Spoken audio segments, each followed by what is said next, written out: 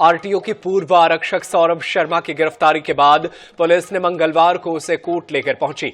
भारी पुलिस बल के सुरक्षा में सौरभ और उसके दोस्त चेतन को भोपाल के लोकायुक्त के स्पेशल कोर्ट लेकर पहुंची। कोर्ट सौरभ शर्मा को 7 दिन के रिमांड पर भेज दिया है।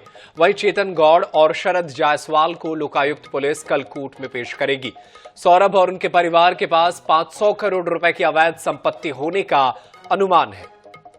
तो अहम खबर आप तक पहुंचा रहे हैं मध्य प्रदेश की राजधानी भोपाल से, जहां पर सौरभ शर्मा मामले में आज ये बड़ी अपडेट सामने आई। सौरभ शर्मा को कोर्ट में पेश किया गया, 7 दिनों की रिमांड मिली है और अब 7 दिनों के रिमांड पर उससे पूरे सच को उगलवाने की कोशिश होगी। सौरभ शर्मा के सहयोगी चेतन गौड़ और शरद जायसवाल को कल पेश किया जाएगा। तो ये अहम खबर आप तक पहुंचा रहे हैं। चेतन गौड़ और शरद जायसवाल की कल पेशी होगी, लेकिन फिलहाल सौरभ शर्मा को कोर्ट में पेश किया गया।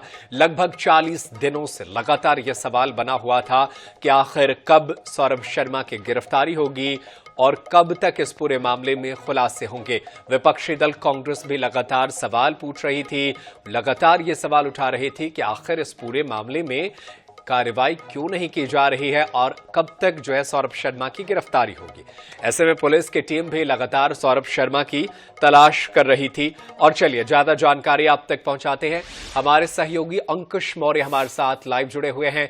अंकुश, आखिरकार गिरफ्तारी हो गई, 7 दिनों की रिमांड मिल गई।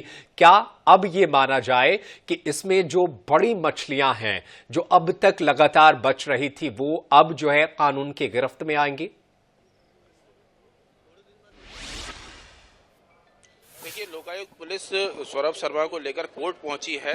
कोर्ट में लोकायुक्त की तरफ से 7 दिन की रिमांड की मांग की जा रही है। लगातार उसमें बहस अभी फिलहाल जारी है। आपको बता दें कि लोकायुक्त के स्पेशल जज हैं राम प्रताप मिश्र, उनकी कोर्ट में ये सुनवाई चल रही है। फिलहाल अभी तक सूत्रों के हवाले से यही खबर है कि लोकायुक्त की जो मांग है उसको न्यायालय मान सकता है, उसको रिमांड दी जा सकती है, लेकिन 7 दिन की मिलेगी या 3 दिन की, ये कहना अभी कंफर्म नहीं है। कुछ ही समय बाद सौरभ शर्मा भी यहाँ से कोर्ट से बाहर निकल सकता है। आप देख सकते हैं कि ये 2 गाड़ियां हैं जो सौरभ शर्मा को लेकर कोर्ट आई थी। दोनों गाड़ियां दरवाजे पे बिल्कुल तैयार खड़ी हैं। क्या जिस भी वक्त अगर सौरभ शर्मा यहाँ से निकलता है तो कड़ी सिक्योरिटी में जो उसे लाया गया है, पुलिस दल उसे अपने साथ ले जाएगा। अब देखना होगा, क्योंकि अभी फिलहाल इसके बीच में उनके जो वकील हैं सौरभ शर्मा के, राकेश पारासर, वो भी सामने आए थे।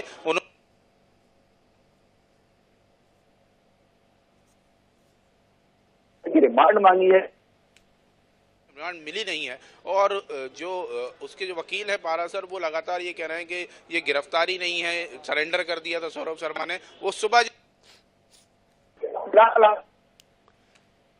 को आखिर कितनी रिमांड देते हैं सौरभ शर्मा को, कितना हमें थोड़ा सा वेट करना पड़ेगा कि सौरभ शर्मा को आखिर कितनी रिमांड देते हैं, सौरभ शर्मा को कितने दिनों के लिए कोर्ट लोकायुक्त पुलिस को सौंपती है। इसके बाद हम देखेंगे कि ईडी भी उसकी रिमांड मांग सकती है और आईटी भी उसकी रिमांड मांग सकती है। बिल्कुल, ईडी, आईटी और लोकायुक्त तीनों जो है अब सौरभ शर्मा के पीछे पड़े हुए हैं।